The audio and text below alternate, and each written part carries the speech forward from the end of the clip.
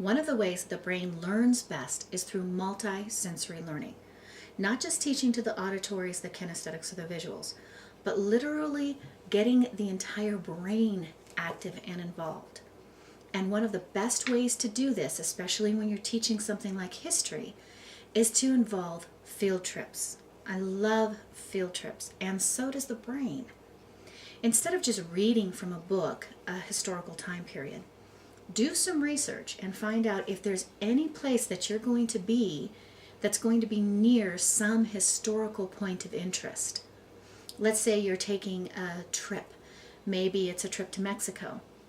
Do some research and try to arrange that trip close to some Aztec or Mayan ruins, and then take a day and go visit them. Or look around within your local area. Maybe within 100 miles of where you live, there is some place that has historical significance.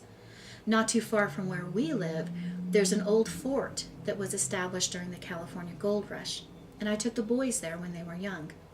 It was wonderful for them, and they will never forget that experience. Walking through those huge doors to this walled little community there that existed.